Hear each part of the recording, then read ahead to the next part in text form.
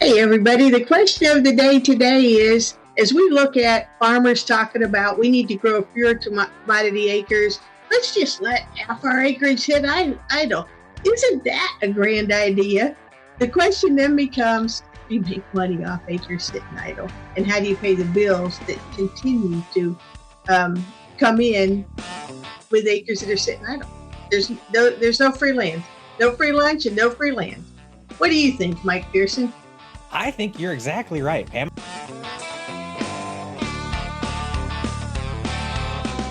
This is $13,000 to $17,000 an acre dirt across much of the central Corn Belt, and boy, I would be hard pressed to let $20,000 an acre dirt sit unused for a year in a bid to potentially reduce corn or soybean acres. I think the growers who can do that probably have a better way to allocate some of their cash if that's a concern of theirs. But I do think, Pam, I think the thesis you've got there, the need to reduce commodity crop acreage is important. And I think that's something as an industry we're going to be grappling with over the next several years. The real question is, what do we do instead here across much of rural America? And while we don't have a good answer yet, I think this change is still very fresh. It's very recent. There's a tremendous amount of uncertainty out there. As we sit here in the fall of 2025 and try to game out what the next couple of years could look like on the ground for production agriculture, I think we're at a period where now we can afford to try some things that maybe haven't made a lot of sense for the past 40 years in the ag industry. And I think those farms that are willing to try some new things, willing to step out of their comfort zone, I think those are going to be the farms that handle this transition period the best, Pam. And so on this episode of Ag Marketing IQ in Depth, those are the questions we're going to dive into a little bit. The question is, how do we make money as commodity producers, and how do commodity producers need to pivot for that to happen? This is likely not a 2026 season or 2027 season question. This is how do we move forward in a way that gives us higher commodity prices and opportunities to make money through other markets. We welcome Mike Pearson today, broadcast director at Farm Progress. And what many of you don't know, who likely watch him on This Week in Agribusiness, is that he is also a grain marketer, a public speaker, and his thoughts are highly valued by folks who actually pay him to come talk about this. So we're delighted to welcome you to our stage today, Mike. Thank you so much, Pam. It's a treat to be here. It's always fun for me to have the chance to work with the team at Farm Futures because as you mentioned, I do a little bit of public speaking. I talk to farm groups, usually between 60 and 100 events a year. I get invited out to rural America to address a farm crowd. And when I'm talking to farm groups, I like to look at the industry from a big picture, Pam. Farmers are working day to day inside their operations, inside their business. Nobody knows their numbers better than they do. So when I get the chance to come and talk, I like to go, hey, let's go up to 30,000 feet. Let's take a step back and see where this industry is as a whole. And I get a tremendous treat out of doing that, gaming out sort of how things could look in the future.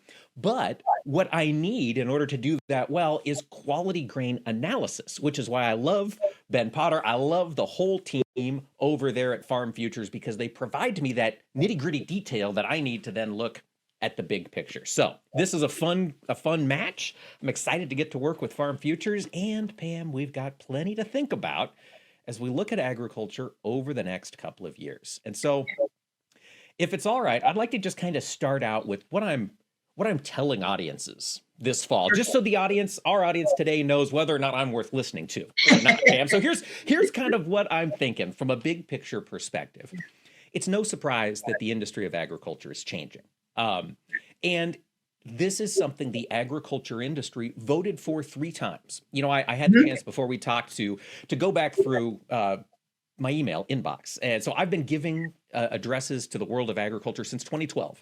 And so I went back in time and I pulled up my PowerPoints from the years 2016 and 2017, back when we were starting the trade war under the first Trump administration. Mm-hmm. And back in 2017 and in 2018, once the trade war accelerated, it was evident that Brazil had acres to expand soybean production. Mhm. They had farmers who wanted to continue to expand production. And China, we gave China the incentive to drive soybean acres much, much higher in Brazil. We knew all that in 2017 and 2018. So to hear so many folks in the ag industry now reacting with surprise that China isn't purchasing our soybeans, to me is a little disingenuous, because for 10 years we've known this was the direction China was going. And so if I'm China, or if I'm any global grain buyer, a former, our customer of the United States, I'm watching what's happening and I'm seeing American agriculture go, we want to change our business model. Mhm. We want to modify it. We want to quit being exporters to the world. And unfortunately, our export partners have said, okay, we trust you on that. They listened, right? China said they don't want to sell us beans. Okay, we'll go to places that do. Unfortunately for us, Brazil and Argentina have beans. They have acres. They're meeting that demand. So I think we as an industry need to accept the fact that the changes that have happened over the last 8 years, and it's not just since Liberation Day in April, this is a slow market move that stretches almost 10 years. We've been breaking down global agricultural trade. Now, is that good? Is that bad? It depends, right? I mean, that's the moral of all of these stories. It depends, but it is a change. If you look at what happened, here's the thesis. I'll quit rambling. The thesis is what we're going to see over the next couple of years is an unwinding of what we built in the 1970s. The 1970s, we saw agriculture go from diversified, smaller producers to larger commodity producers aimed at export. And for those folks that are still in the industry today, it worked well. I mean, that's why we have $13,000 to $17,000 an acre farm ground. That's why we have farmers who are predominantly millionaires now. As you look at Federal Reserve data, it's worked, but it has changed rural America. So now, I think we are going to attempt to re-diversify American farms. I think that's what we're hearing. As we look ahead, we're going to be potentially losing more of our export market, losing that commodity business. We're seeing a slowdown in biofuel growth, in that industry's shine as we turn away from carbon. Maybe we're going to see biofuel intensity scale back. I hope not. I think it's a fantastic thing for rural America, but I think that's a risk that's out there. We saw that from this administration in the first term. They weren't terribly friendly ethanol back then, though it has changed, at least in the first year of this Trump administration. And I think that's going to create some new opportunities on the farm, Pam. But it's also going to create, I think, lots of challenges for the folks that are built for this system we have today. The lowest cost commodity producers, I think we are going to see struggles going forward. Yeah. I'm wondering, as we're talking about this, so we had a lot of small farms, and then we went to the big commodity farms. I wonder if it's the mix that is the key to success, because we talk this administration, but I see this changing over the long term. Yes. If we look at bringing in some of those other crops, those specialty crops. I was out at a farm in Indiana last year. I've been at several farms, but one that just struck me as I pulled onto the farm. I saw the old school buses for hauling watermelon that I've only ever seen in South Georgia and South Florida. So they do watermelons. Their dad started it a number of years ago, and they do soybeans and corn. So you've got that higher risk, but higher opportunity for bigger margins crops. And then you have your safe shot. When I go out to a farm, I always take a safe shot. And then I do some that I kind of test it with taking pictures. So you've got that commodity that you're going to, most years, be able to make some money from, especially if you play the markets right. And we'll ask you a little bit about that in a minute. But then you've got that specialty that's higher risk, but you've got some opportunities to really cash flow that operation. And the cash flow of those watermelons is what has sustained that farm I was on in Indiana in years where maybe they held their commodity in storage for a minute so they could get that better basis. You want to speak a little bit to that about balancing that risk management? I do, Pam. That was a fantastic segue. That was a great setup, because if we are going back to the 70s, if we're going back to a re-diversification of agriculture, the question is, can we afford to? And that's a two-part question, right? Can the producers we have today, can they afford to change the production on 20% of their acres? Can they afford to make investments in specialty crop harvesting, online marketing to market their retail operations? And the answer to that question, at at this point in 2025 is yes, we are still a very wealthy industry. We do still have now working capital's diminishing. There are hard times to come for sure. But as Mhm. of right now, compared to the average American, the industry of agriculture is still fairly wealthy and still has some dry powder if we want to start making some adjustments to our operation. So that's step one. And I think we can accomplish that. Step two is, will the consumer be willing to buy these specialty products, these niche products, these locally produced products? And that answer, I think, is also yes, Pam. And this is what I'm excited about as I look over the next couple of years. I think we've got sort of a perfect storm coming together that will create some opportunities. And the storm is this. I think we are going to see interest rates come down. We saw the Federal Reserve cut rates here a week ago. I think the smart money is on Jerome Powell getting tossed out of his position in February when his term is up. President Trump, by all indications, will put somebody into that role who is going to be lowering interest rates. That's President Trump's overriding concern. We want interest rates to come down. I think he's going to set it up in such a way that he's going to get what he wants. And I think by the time we get to mid 2026, we'll see rates solidly trending back down, if not just at zero, because that's what this administration needs. That's freeing for people. That's going to pump up the stock market. I think it is going to pump up the real estate market.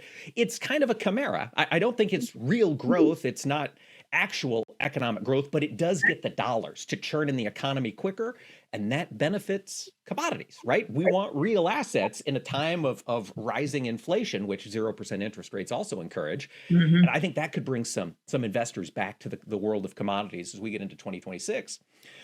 But I think we're also going to see the American people willing to spend that money on produce. When you look at MAHA, the Make America Healthy Again movement, when you look at keto, you look at clean eating, Americans are spending a pile of money on their diets right now. We are a rich country, and we are willing to spend it on food that makes us feel good, makes us feel healthy. And unfortunately for America's farmers, the tides are turning against the vegetable oils that most of our production gets used to. It's being turned against high fructose corn syrup. Of course, now we want to import more cane sugar. But if these people are willing to spend money, how can the American farmer capture that dollar? And I think one of the neat trends we saw, COVID was bad. COVID was bad all the way around. It sucked to be a public speaker during the COVID era because there were no places to give speeches. Those were the 3 hardest years economically of my life. Yeah. But what COVID did is it pushed Americans to find new ways to access food. Specialty Food Magazine is a specialty food magazine, obviously aimed at grocers and retailers. And they conducted a survey last year, 2024, 2023 now. And what they found was that 30% of Americans are now buying their food directly from a producer. That's huge. I mean, that number rivals where we were in the 1960s. We've got Americans willing to go out and buy things directly from the American farmer, and that does a couple things. One, it gets them comfortable with farmers. I think it helps out our public image. There's political benefits to working directly with consumers, but also end sales, right? The final sale to the consumer, that's where the thickest margin is. Right? I mean, we've said for years, farmers get 11 cents of every box of cereal sold. Well, how much does the grocery store get? Well, they get 80 cents because they're capturing that final margin to the consumer. The more we can bring that final margin back to the farm, and with online purchasing, online farms, with farm sales, we've got more of an ability for more farms farther from urban areas to capitalize on some of this specialty food purchasing. And I think that can be the watermelon on a lot of farms' operations as we go forward. I think you're exactly right. Commodity production isn't going anywhere. We've been growing corn in America since we learned about it from the Native Americans 250 years ago. Corn's not going to go anywhere. We are the best in the world at growing corn. Those opportunities are going to be there. We have a tremendous industry for crushing soybeans. We're not going to turn off all soybean production. We're going to continue growing wheat. We're going to continue growing cotton. But we don't need to be growing the acres that are exported, right? Or at least not the number of acres that are exported. So the ability to bring back in some kind of, whether it's pumpkins, whether it's apples, whether it's watermelons, whether it's asparagus, whether it's broccoli, a lot of these things stopped making sense for Midwestern farmers to produce in the 1970s, in the 1980s. We could only grow broccoli and asparagus 6 months out of the year. We can get one crop, maybe two in asparagus here in Iowa. California, they can grow it all year round, right? Central Valley, they grabbed all of these specialty crops because they had labor, they had weather, they had water at the time, and they had marketability. They were well connected. They had the largest consumer market there in California, and they could market it all around the world. Well, that Central Valley of agriculture is very different in 2025. They increasingly do not have the labor. The land that they are farming on is worth exponentially more than the land we have here in rural Iowa because it needs to be houses. California has a tremendous housing shortage, and they also don't have water. So all of that specialty crop production that we intensified and made extremely affordable there in the Central Valley of California, I think we're going to see that unwind. I think we're going to see the opportunity for Midwestern, Southern growers in particular to grab some of those specialty crops, work them into rotations on their farm. Now, we don't have the marketing system set up like we have for corn and soybeans. We don't, you can't haul your asparagus into the elevator. There are some substantial challenges we'll have to grapple with to get this to fruition. But I think that's the direction we as an industry need to start heading if we have decided that we are America first. And I think we can, 10 years into it, I think we can say that's what we're committed to. So now we got to figure out how agriculture can be successful in this new world. Well, and that's what I'm hearing from you then today is, one, figure out where your opportunities are. If you're your average farmer, Midwest commodity farmer, figure out where the opportunities are. Are you close enough to an urban area? Do you want to do something different? Can you sell into, we have an awful lot of tomatoes grown in the eastern Midwest that are for canning and such that we grow. Similar to growing a commodity, you got a contract, you knock it out, low guaranteed cash flow.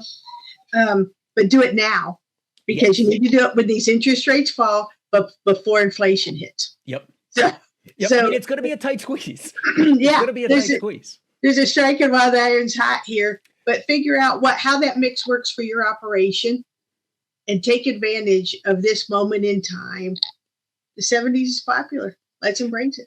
They are. And I don't think there's a lot of conversation out there. Oh, we're going back to the 1980s. Input costs are too high. Farmers' margins are negative. And I think that's a real risk. I think anytime you look at a massive change, and what we're seeing here, Pam, I don't think we can overemphasize just how massive of a switch this new tariff regime is. I think a lot of us in agriculture maybe think there's no big deal. We're going to get this fixed like we did in 2018. We'll have this trade war. We'll fight them. We'll fix it. And then we'll go right back. And I think we need to accept that there is no going back. We're not going to pick up the Chinese soybean market again. Not anytime soon. These things, I think now is the time to sit down. You're going to get through harvest. I think a lot of the numbers are going to look pretty dismal unless you crush it on this year's production. And I know some folks are out there.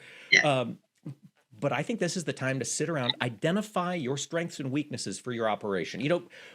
Years ago, I don't know if they still do this, but we used to do SWOT analysis, Pam. Do you remember those strengths, weaknesses, opportunities, threats? Still do them. Yeah. Good. And they're so helpful. Folks, sit down this fall, put that combine away, get it all cleaned. When you're doing your record keeping, sit down and go, okay, what are my strengths? Maybe it's organization. Maybe it's the ability to train your team. Maybe it's just you're a one-person show so you can react quickly and kind of do what you want. Maybe you have no debt. So you've got all kinds of flexibility when it comes to those things. Find those strengths. Identify your weaknesses. Is your lone corn market an ethanol plant 60 miles away? Okay, could that be a weakness? Yeah. Are all your beans going to China? Okay, that's a weakness in 2025. And then what are the opportunities? We did just see this administration re-upped the food for school program. So now there are some opportunities. If you want to dip your toe into direct marketing, you can compete for one of these McGovern grants, I think they're called. And you can provide a specialty crop for your local school district and get paid. Nice. Will it work on big acres? I don't know, but it's something different. And I think now is the time to be trying something different. Lower interest rates are going to make it easy to borrow over the next couple of years. I think that's going to give us some freedom to make some decisions, make some wrong decisions, and handle a little bit of malinvestment, because that's going to happen anytime we have a big switch. And then kind of be prepared to double down once you figure out on that recipe that works for your business, I think is the name of the game, Pam. Absolutely. So what I'm hearing is don't be disrupted, be the disruptor. And we can do this in agriculture because we are the original made in America. I love that positive spin, Pam. Yes, and that is excellent. I think a lot of times, myself personally, I look at how our business is changing, and it's easy to get negative because all we see are Sure. we've lost China, we've lost market share, we've lost blah blah blah. But we're also at an opportunity to rethink our businesses, and that can be freeing for a lot of folks. And I hope it is successful for rural America. I mean, this is they've doubled down on this direction several times, and I really hope it works. But I don't think it's going to work if we just continue the status quo. Absolutely. Thank you very much for your time today, Mike. It's always a delight, and I think we've got some thoughts here that some farmers can run with and take to the end of the road. I hope so. Thanks for having me on, Pam. I do appreciate it. Great. Take care, Mike.